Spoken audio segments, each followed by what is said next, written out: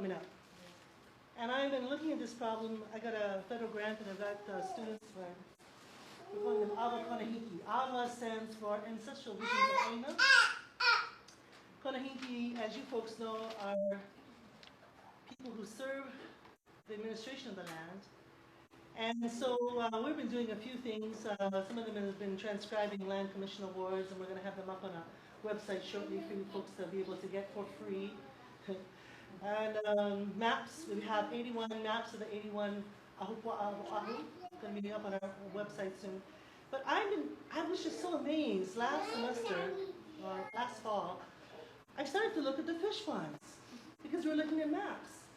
And there were so many fish ponds, and there are hundreds and hundreds of acres of fish ponds. And so I thought, okay, I'm gonna count them.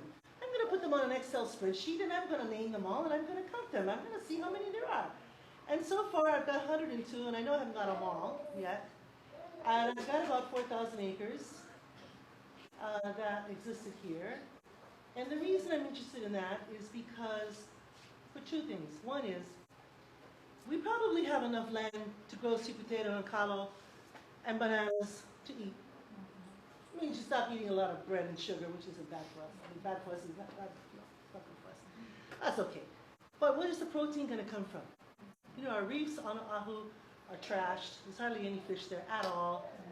We don't have enough space to be raising cattle.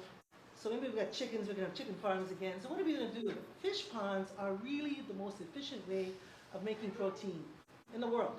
They're really efficient. So I wanted us to have a thought about that. But the other thing is, our biggest issue besides food is water on Oahu.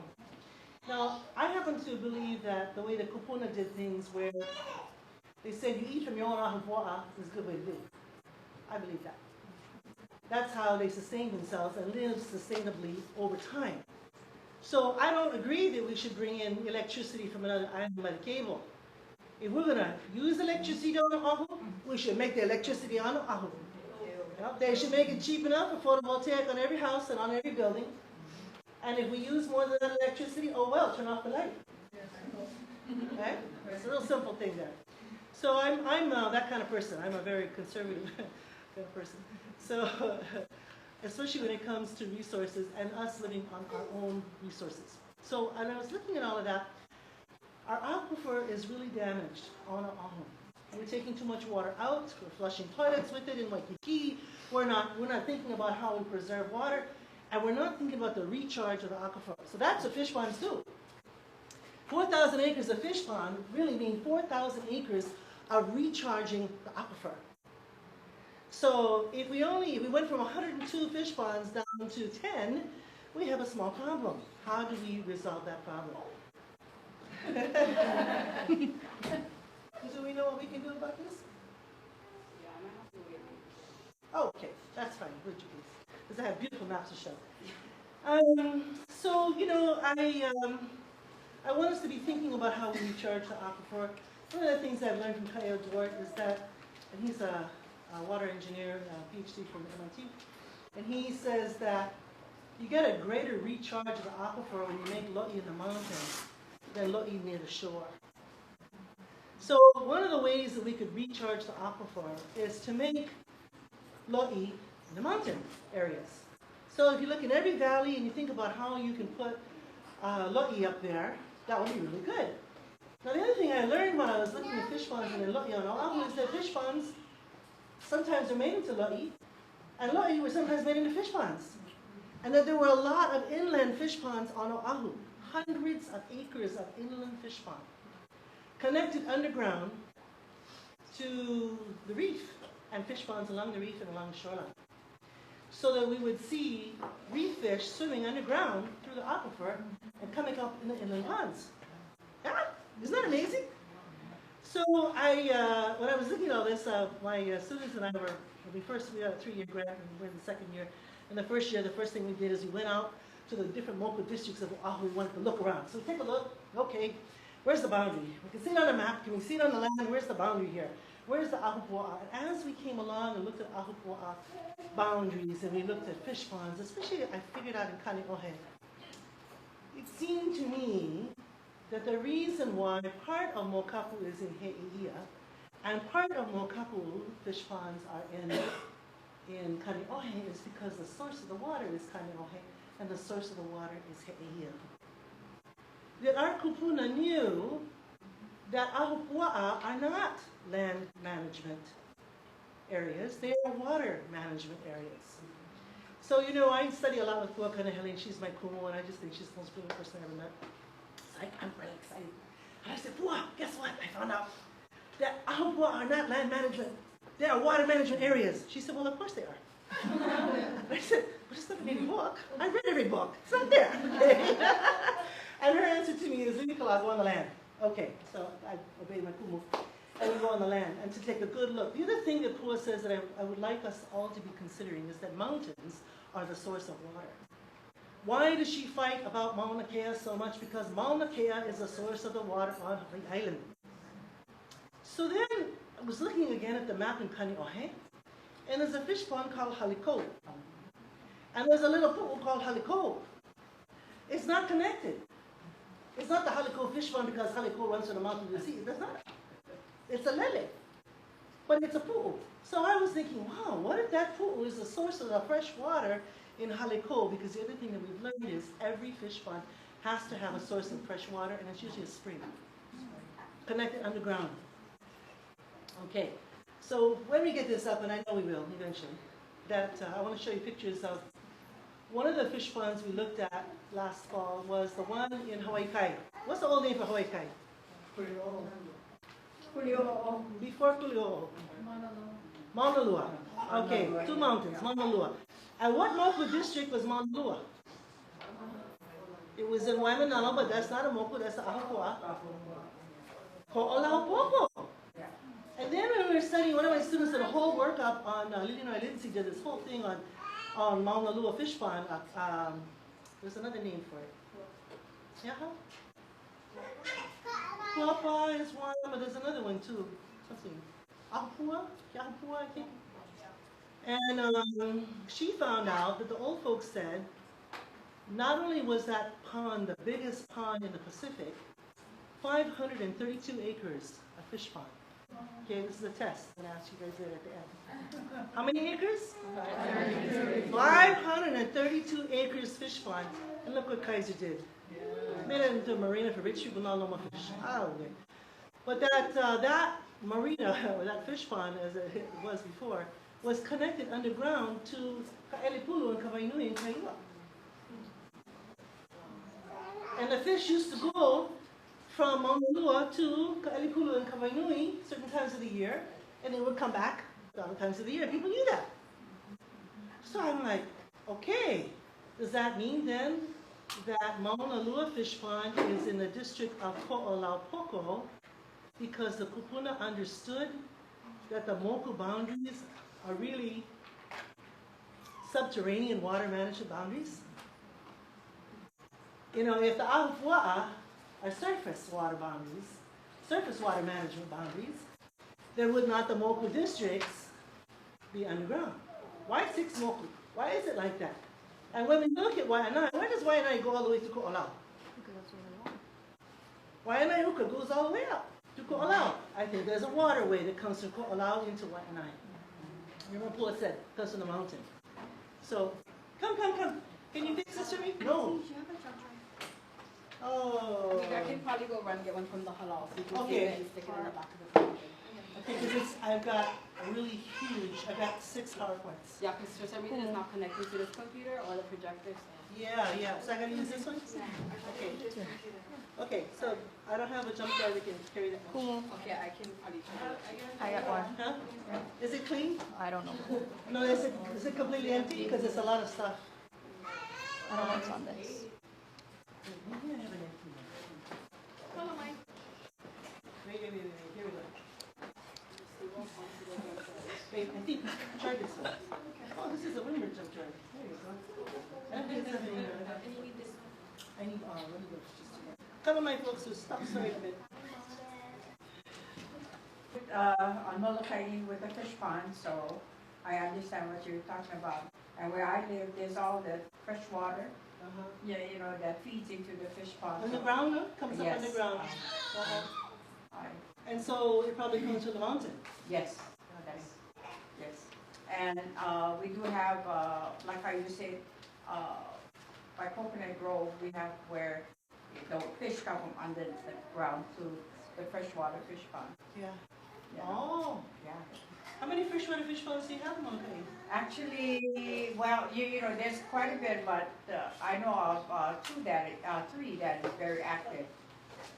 Yeah. Uh-huh. Yeah. And we Where have. are they? Well, actually, we take care of 2 fish ponds right in Kaunakakai area. And basically, the reason why we're connected with the fish pond because it belongs to Hawaiian Homestead. First of all, majority of the fish ponds are owned by state. So the ones that we Ceded care land. for, yeah. Ceded land. Right. Now everybody, you know, I did a big study on ceded lands. Everyone wants to know where's the ceded land. I'll tell you, it's really easy. Everything the state owns, except what has erupted from Tutupele since 1959, everything the state owns, except what has been confiscated to its private ownership, is ceded lands. Okay? Which is Hawaiian Trust lands, which is our land. So if we were in control of our land, remember at Kalahui in 1993, Kalahui went forward and said to the legislature, well, we're no longer incompetent Hawaiians, incompetent adults, so we're no longer orphans, etc. We should be, we're professors, we're doctors, we're lawyers. We should no longer be wards of the state of Hawaii. Everybody knows that according to the state constitution, Hawaiians are defined as wards of the state of Hawaii, therefore they get to control our land in a trust relationship. I don't know how you can trust them. So we said, we'd like the land back now, please. And then you can ask us for money. Wouldn't that be good? Yeah, and that will happen one day. So we just got to know where that is. And so it's really important to me for us to, and I'm very passionate about it because I want land for my grandchildren. I want land for all the cousins who had to leave because they couldn't afford to live here. I want them to come home and I want land for them. So I know people fight over Hawaiian homelands, but that's only 200,000 acres. You know, the ceded lands is 1.8 million acres. Oh, except that some is under water supply, and some is in the city and county of Honolulu, and some is under the county of Maui. It's all ceded lands. So what we see is a untrustworthy trust. Okay, I want the Haumea fish ones first. Yeah, there we go. Okay. Okay, thank you.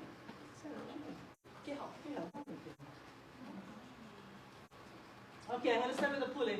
Maybe we can turn the lights off. Is that okay, person who's filming? Can you turn off the light? Yeah, we're just going to film. We just want to see this in here. I want to start with a pulley because, you know, it's important. I just have to just press this thing to make it go. Oh, very good. Okay, thanks. But I also like you to know what I'm praying for. Okay. I keep praying the same prayer because I think if I pray it long enough, it'll happen. So this is my prayer. Ai na makupo, ai na makuogiu. O holi kuku noi ni o Haumea kuku mana o pele ku aku ai. Oku o ne enu aku kamaina. O lo maku aho ai kia. O kau ne kani kawayala ne kanalu ai. E maliu ku aloi. Mai amato kaina, mai amato kea, mai amato kea puni, mai amato mano kalahu. Malamai ului ko kumau pula pula, a kor bu makayo le akai ko palala halai.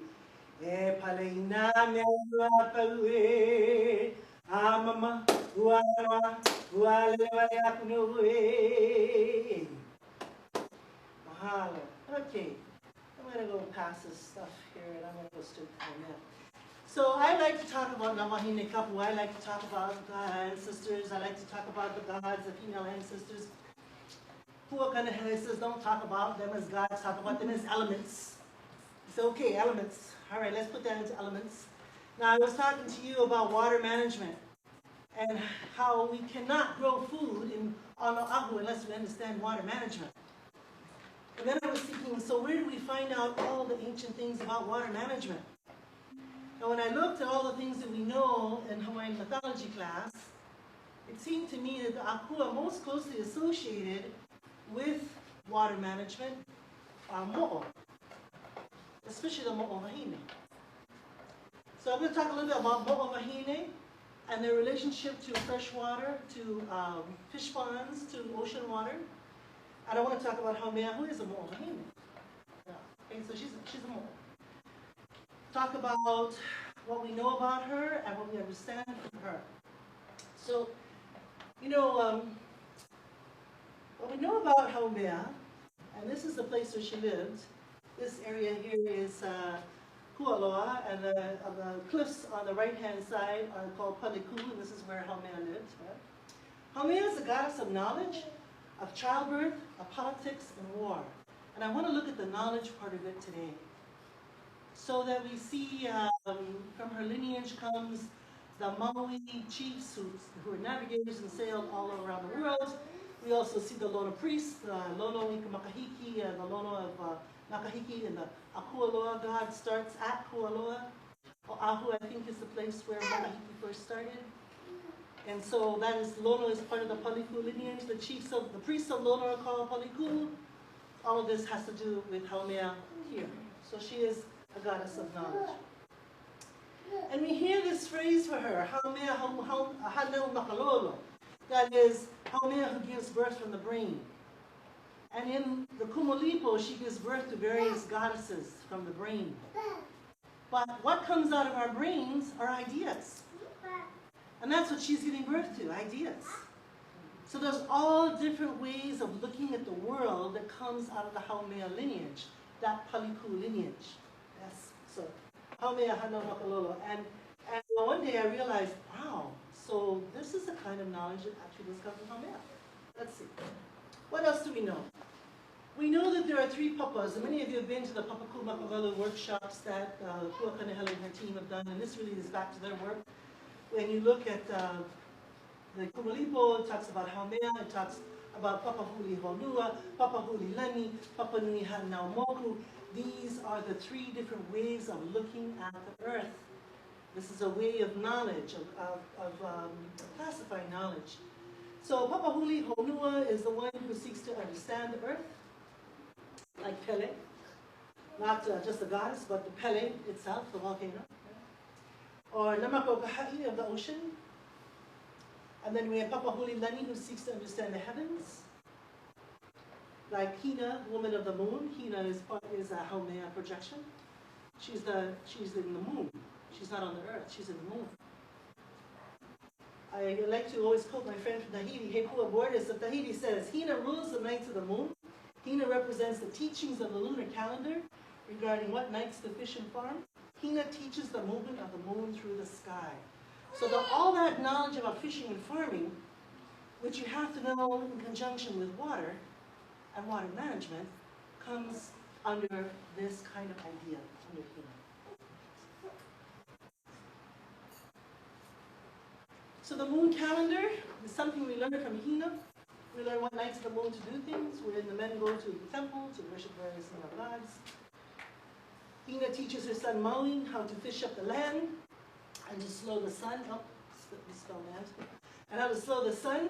This is female knowledge. Yeah? How to slow the sun. Again, Hepua Bordes of Tahiti says that Maui slowing the sun teaches us about the solar calendar. The movements of the sun's use in navigation and in the prediction of weather. All of this is female knowledge. So females, this is for you to know. And teach to your sons and your children.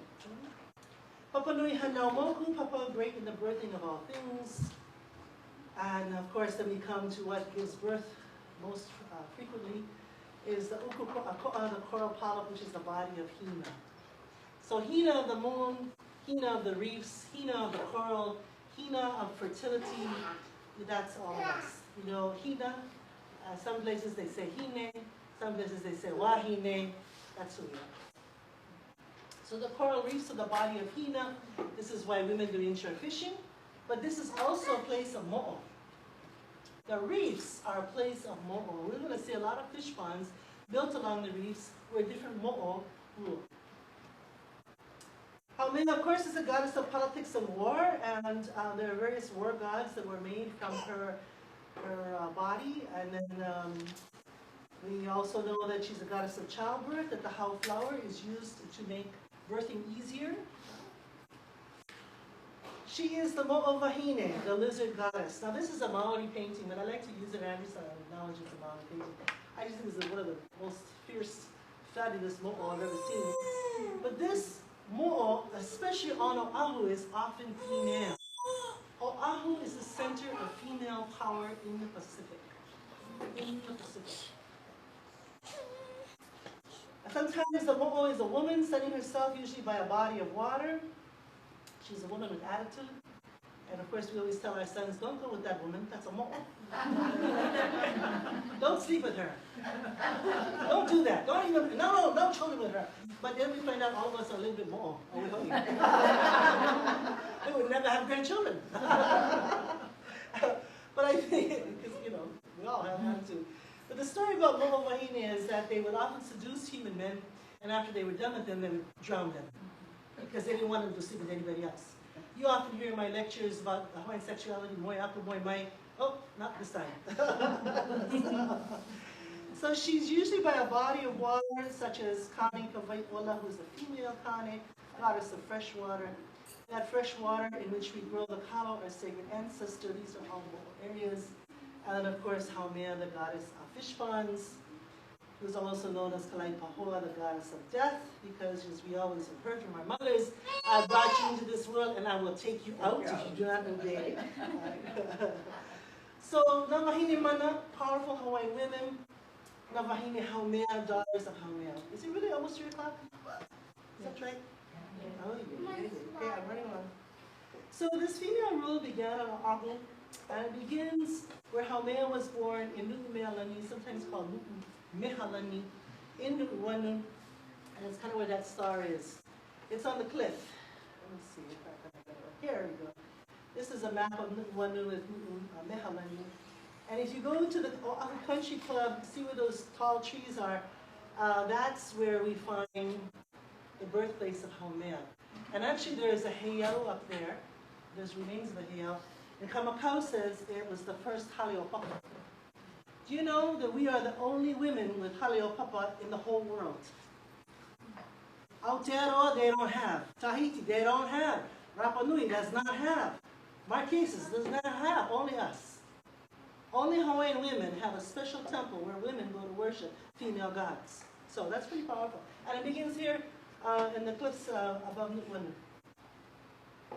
So the heiau is called Kawaluna. I know some people think that's the name of the heiau below. The name of the heiau below is called Hanau. It's for Wakea. The one up above is for Haumea, and it's a haleopapa. Okay. We sometimes hear, but have not really talked about that much, about how a haleopapa and the halepe'a are the one and the same. When do women go to worship? Men go to the temple on the 4 nights of the moon that are named for the male gods. The women go when we menstruate. And we've been raised to think that, oh, our blood is Haumea, it's defining, don't go anywhere near any kind of ceremonies that are going on when you have your menstruation. Right, because the male gods don't like it. But female gods, that's the time you go. It's opposite. Okay. So men, they're a little afraid of our female blood. Okay, awesome. That's why they don't kill us. So this is a time of communion with the female Akua, and actually, Kuhinapapa, who's the first female ruler of Oahu, is named after the temple, the birthing temple of Kuhinapapa that many of you know on the side. And as you are standing at Kuhinapapa and looking up to Ka'ala, and I may forget, but there used to be a fish pond at the top of Ka'ala called Luakini. Had reef fish there. That whole ridge that comes down from Ka'ala past Kuhinapapa is named for Mo'o. That's another very big Mo'o area. So I think we don't understand enough about this birthing heiau and its connection to Mo'o. And I'm a Pele person. I'm not saying this because I'm a Mo'o person. I'm a Pele person. Just so happens. This is what I found. Kalani Maria, the daughter of Kukani Loko, was a ruler of Oahu around 1400, and she built a lot of fish ponds in this area. This is Pearl Harbor. I'm going to come back here. So, let's look. Okay, Haumea is Mo'o, Wahine, and Mo'o are powerful lizard or water spirits of Hawaii and waterfalls, fish ponds, even in the ocean. There's stories of them in the ocean seducing human men. They're greatly feared and revered throughout Polynesia. In Hawaii, they're almost always female. And so we have some of them that are important, like Uli, Haumea, Walinu'u, Walimanoanoa, Kalamanu'u, Kiha Wahine. Their altar is called Puaniu, which is kind of interesting. I don't know too much about them. I met people who are descended from Mo'o and the Mo'o tradition, and I asked them, I'm curious, can you tell me about the worship? No, cannot tell, on pain of death. So the reason we don't know a lot about worship of Mo'o is because if you tell, you die. Oh, that makes sense. Their color is yellow, sort of this golden yellow that we see here. They're worshipped in the Haleopapa. They're a source of female mana. So I'd like to begin our survey of Mo'o on Oahu with its fish ponds. Kind of here looking at, I'm going to come back to this map, but there is a Mo'o of Mahua called La'ila'i. When she comes down when there's a heavy rain, she shows herself. In the Puloa area, there's a Mo'o called Kane Kua'ana, a very powerful goddess from whom the Oahu chiefs were named.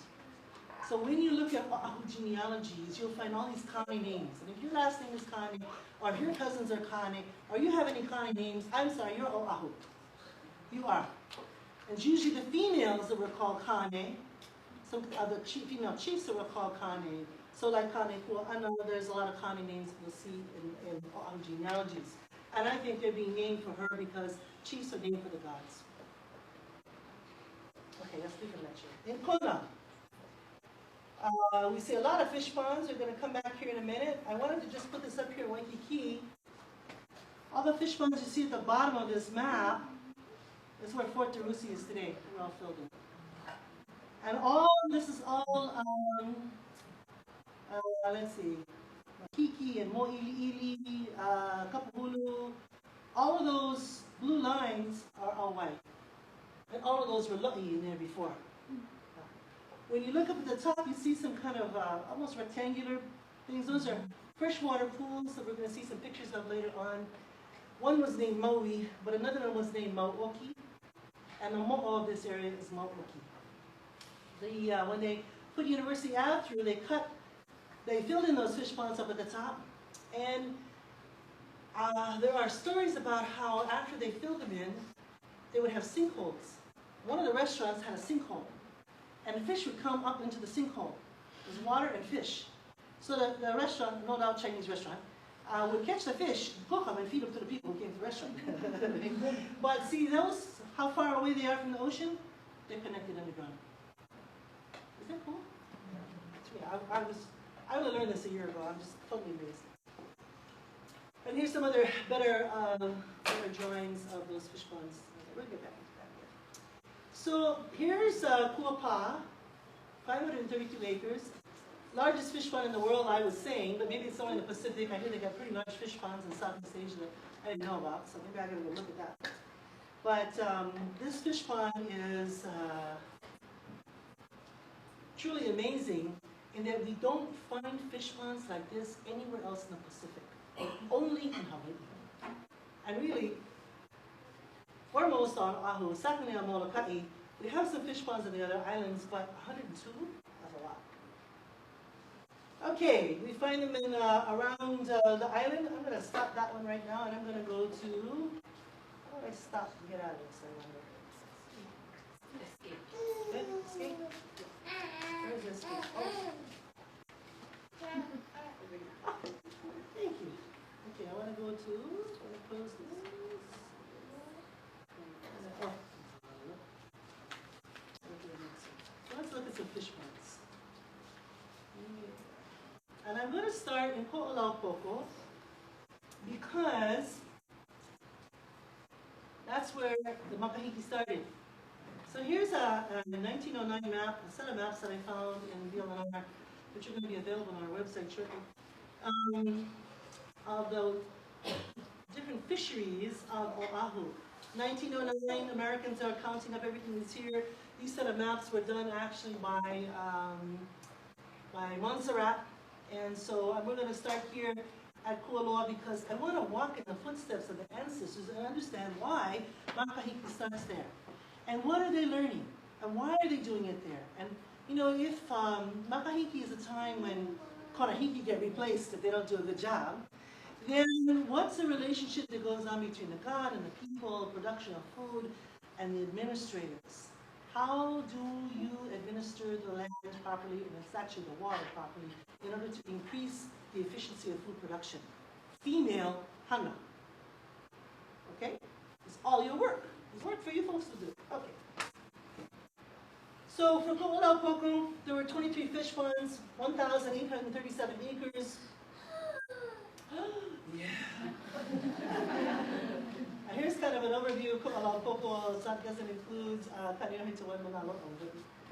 And I wanted to look back here at Kualoa, the Aina Paliku, the Aina o Haumea. Here's a little map. And the fish pond that we see, do I have a mouse? I do. Here's my mouse. This fish pond is still in working order. It's not in Kualoa, it's actually in Hapiku. This is Moli'i fish pond. This other fish pond has been filled in. This is Koholalele. Oh no, this is Koholalele. That one I think is Apua fish pond.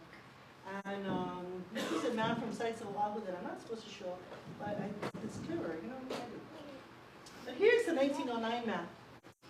And we can actually see that the ocean is being divided up by the area. So Kualoa has a part, Kakipu'u has a part, Waikane has a part. It's not just fish ponds, but it's also the reefs and the fisheries. Now, the story about fish ponds at Mo'o is that when the Mo'o Wahine comes to live in the fish pond, the fish come rushing into the pond. Did you know that fish love to be eaten? They're male, and they love to be eaten. But only by good people. If you're not a nice person, they won't come. So, you know, Mo'o Wahine have this very sexual attraction. They call the maleness of the world, and the male fish come and we eat them. Well, they don't only come to the fish pond, they come to the reefs as well. So we see that there is that Wahine, that Haumea to Hina to Mo'o Wahine that comes together in this water, fresh water and salt water. Let me take a zip around. How long do I have? 3:30, yeah? 3:30 you recall, or 3:15? 3:15, that's right. Zipping along. So, here's a very ugly map of Kaneohe Bay. And let's take a good look at this. This is Haumea Pond. This is a 1909 map. Various coral, the ko'as that are in the Kaneohe Bay are actually really good for fishing and had different kind of fish that live them, and each one would have had their own name. I wanted to be able to show you these maps. And of course, here's another version of this map of Haumea Pond. Meheanu is the mo'o. Sometimes she's a puhi. She can change her body there. This area above the pond, here's Haumea Pond. This area above is Ma'eli'eli, and here's Meheanu. Ma'eli'eli is also a mo'o. Here are some of the other ponds we found around Kaneohe Bay. You can see there's a Punalu'u fish pond, there's a Kiana, there's Waikalua, there's Mikiola, there's a Mahinui. All the way around there's little ponds. Some of them are big, some of them are little. But when we get into Mokapu, these are the ponds of Mokapu. This should be Nu'upia, it's misspelled, and it should be, it's not Heliloa, it's Haliko. That's wrong. Yeah. And there's Kaluapuhi down over here. You know, these guys have a few things wrong. They're calling it Heliloa Pond because it's the Heliloa land area, but that's not the name of it. So there's these ponds are really quite big. These are hundreds of acres here. Then we come into Kailua, and the fish pond of Kawainui is full of the Mo'o Hau Wahine. Let's see. Now, many of you might not know, I didn't know certainly until my students did research on this, that Kawainui fish pond and Ka'elepulu, which of course has been filled in a lot, were connected. See that? They were connected. So the water went back and forth, and out to the ocean here. And I think actually they were connected more than this waterway. I think they were connected in the ground too, because the water was going back and forth. And we look at that today. We look at what fish ponds we still have left, and somehow they call it a bird reserve, and they seem to be filling it in and filling it in. But Kawaii Nui could be put back into, and even in 1909 they call it a swamp, it could be made back into a fish pond. Maybe there's, who does work with Kawaii Nui? Anybody in here? Maybe there's not enough fresh water coming into it because up in the mountain they're taking the water to town for tourism. Yeah? But if we could figure that out, we certainly could grow fish there, and that would be really good for us. I'm not so sure about Elipulu, about where the water comes up from that, but they've you know, they put a lot of pesticides and all kinds of stuff in there, so it's kind of hard. But we should be cleaning this up. This is 400 plus acres of fish pond. These two here. Yeah, here's another shot of that. Okay, so here's Kawaii Nui today. And then here's Elipulu. It's an old photograph of Elipulu. These are thanks to Ikaika, I'm looking to put his name in, Ikaika Mahoy did a project on this. And we're going around the corner to Mauna Lua. So this Mauna Lua is part of Waimanalo. It's an ili of Waimanalo. And you know what it is, Hawaii Kai. And here is a drawing of that large fish pond that we were talking about beforehand. And here's the 1909 drawing of that fish pond. Along this area, there was a very large wall, according to Illinois Lindsay, who did the research on this, that Kaiser had to break down when he actually put the made the marina. In any event, all of these places are fisheries belonging to that land. Here's Kuli'o'o, here's Niu, here's Wailupe. There's another fish pond there in Wailupe. Looks like there's a fish pond in Niu. It's a close-up of that fish pond that's now the Waikai Marina, Kuapa, it's being called here. And so that's why, here's a shot, this comes from our Awakonihiki website. Here's a shot of all of Pu'alaoloa, including Maunua. So I'm saying, I think that that's a aquifer, a subterranean water boundary that local districts are at. Okay. See, that was very good. Halikina. We go to Kona.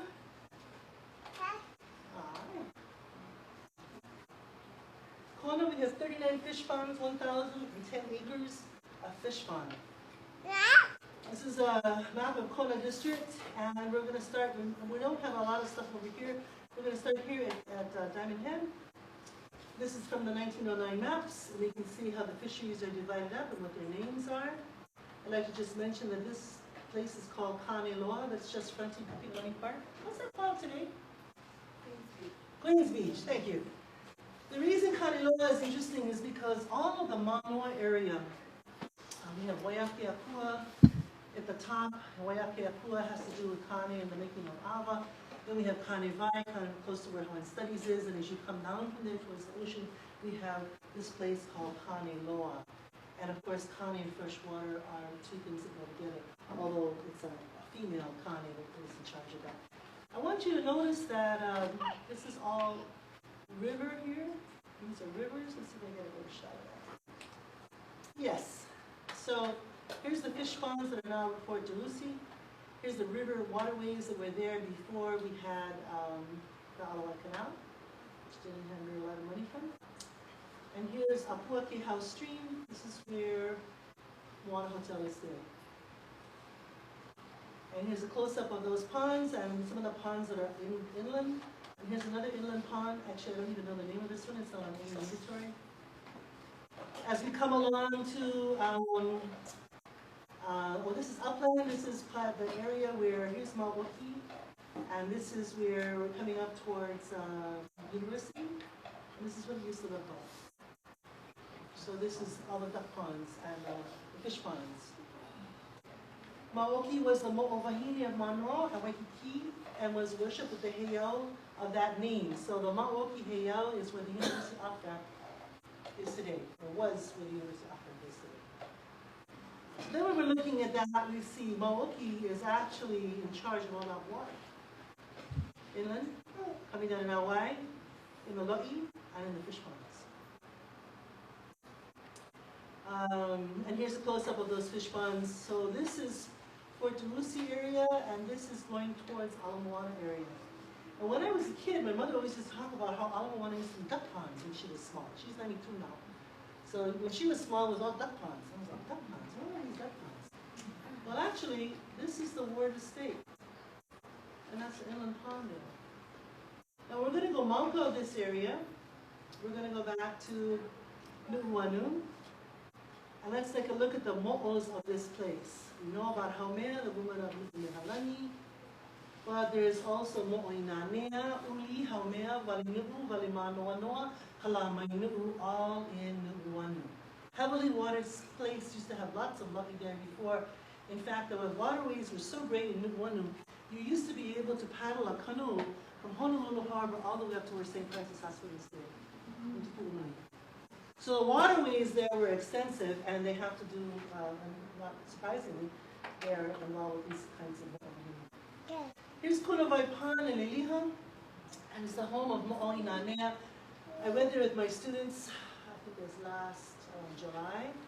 And there's a plaque there that talks about how there used to be 5 ponds, and each of them had a different kind of mud in them that had healing properties, like alive, but different kinds, and they were all filled in except for this pond.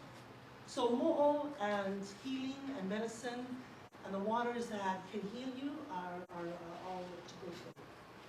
And of course, in Nu'uanupali, we have Kalamainu and her dog Pa'e, who sometimes get cooked and will come alive again. Go over to the next valley in Kalihi. This is where Haumea lived with Wakea up at Kilohana, and you can see the mountain of Kilohana. I want to thank Ulu Hopkins for this particular slide. But I'd like you to also know that the old name of Kalihi is Kalihibihi o Laumiha. And Laumiha is a goddess of reef fishing and of catching crabs and limu. That's what Laumiha does. And I found her in Kamakawa. So she's there. We go shoreline. This is the shoreline kind of where Kuili and Kawa ponds, where this is Ibilei and this is where Costco is today. Hundreds of acres of fish pond filled in over there as well on the south shore. More fish ponds here. This is coming on towards Ke'ehi Lagoon. Here's Ke'ehi. So the lagoon area, fish ponds all along that area, all filled in. And of course, the island that's out there in Ke'ehi Lagoon also has fish pond. I don't have a name for that yet. Here are 2 fish ponds. There are Lelekaua and Ka'ihikapu. For those of you taking genealogy class, you know Ka'ihikapu was a very important chief, son of Kalani Manuia. He built these fish ponds. 700 plus acres of fish pond is now where Lagoon Drive is. So when you drive across Lagoon Drive, going towards the airport, that flat area was all fish pond making food. And this is a Halupu Cortez did a very good research project on this. So here are those fisheries: Lelepaua, Ka'ihikapu. This is part of Ka'ihikapu, and this is Ke'ehi Lagoon. Okay, we're leaving Kona. We're going to Porto Eva. Uh-oh, I think I'm missing Eva. Uh-oh, where's her number 3? Wait. Where's my... How do we plug in the jump drive? Oh, in the back. Oh, and this, putting that on. Can we do that? What are you guys doing? Weird Eva. You messed up Eva.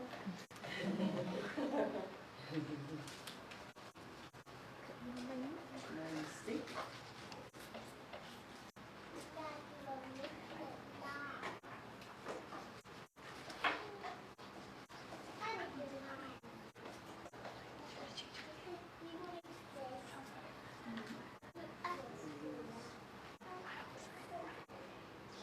And then you go.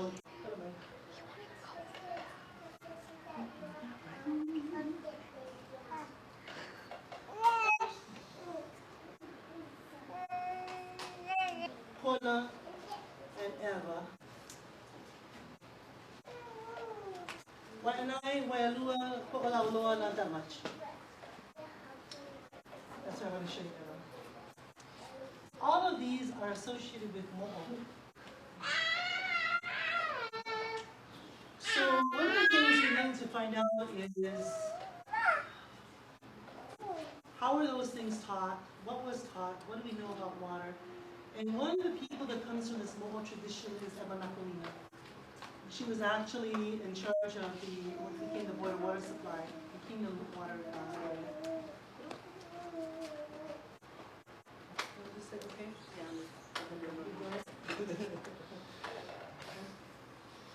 Yay!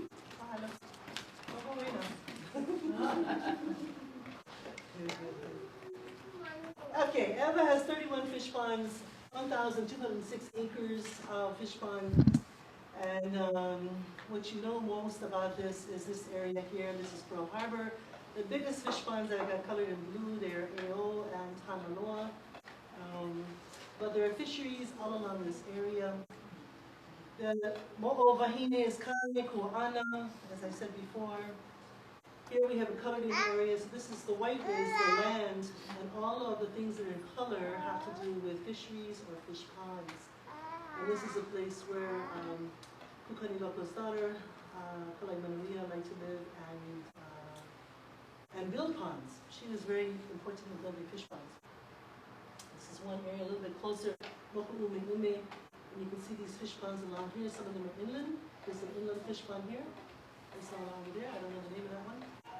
These are the two bigger ponds that we see in the Waipio Peninsula. I heard somebody say, how many of you guys know about this area?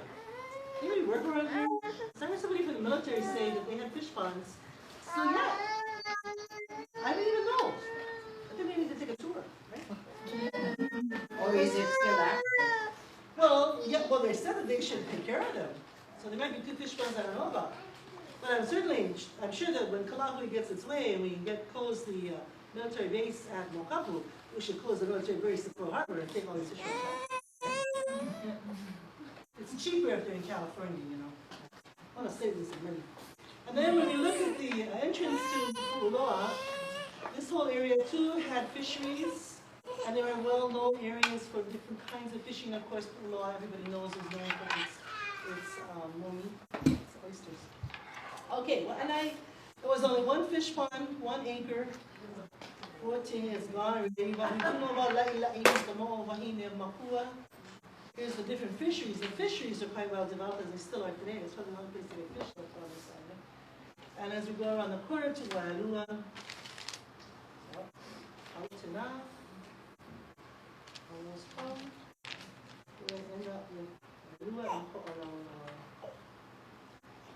Wailua had 2 fish ponds, 4 acres and 4.5 acres, about that. The mo'o is called Lani Wahine.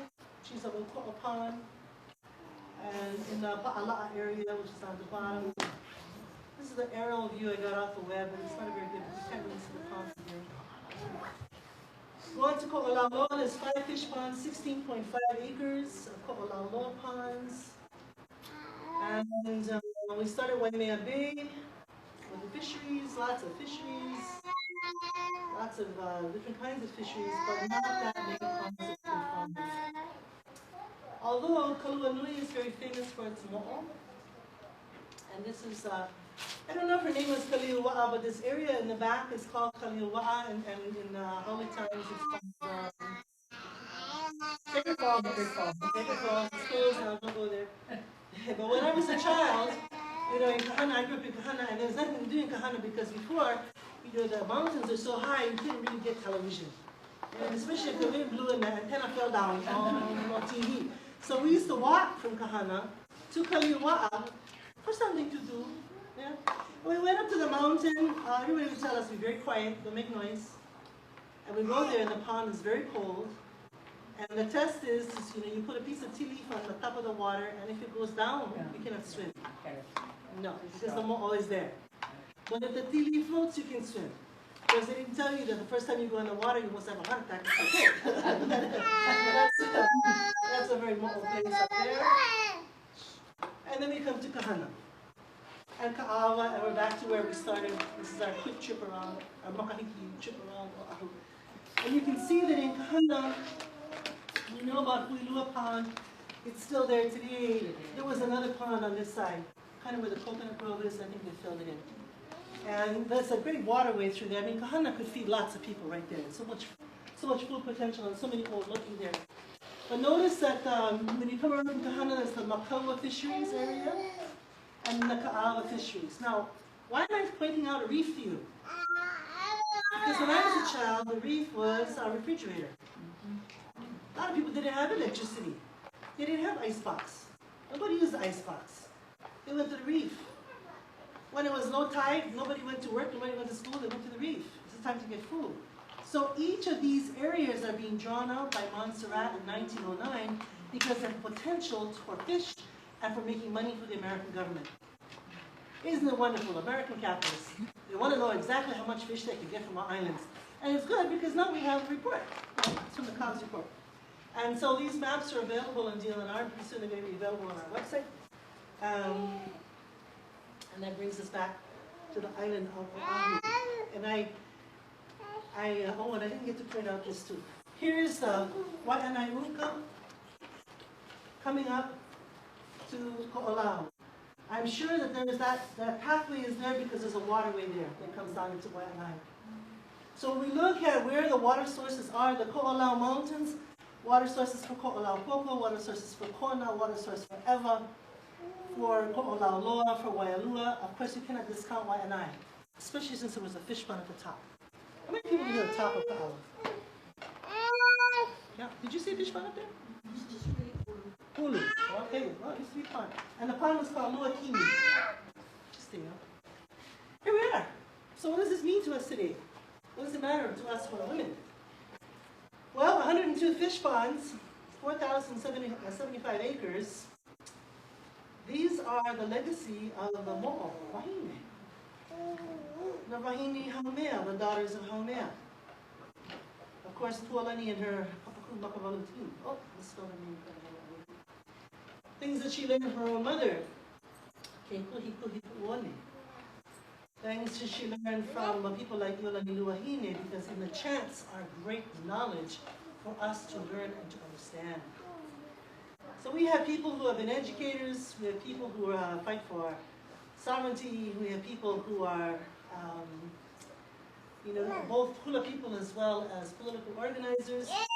And then we have our own kupuna, who taught us things about the world. This is my grandmother, Nadine Hariakalala Mackenzie, and she spoke fluent Hawaiian. So in her time, she was taught not to teach her knowledge to the next generation. And what we can learn from that is that we must teach our knowledge to the next generation. Because look how much work we had to do to recapture her knowledge. This is my mother. She was really good at business. She's really good at making money. She couldn't understand why I wanted to be a professor. There's no money in it. So come to me being a historian. Come to my daughter who's a doctoral student in education and who's fluent in Hawaiian.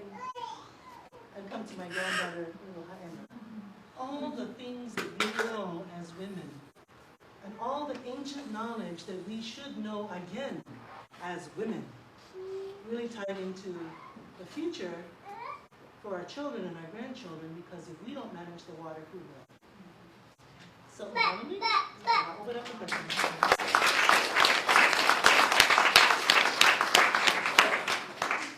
I've gone over time. I don't know if we have time for questions. If you guys would like to get on to your next session, that's fine. And for those who want to stick around, we can talk stuff.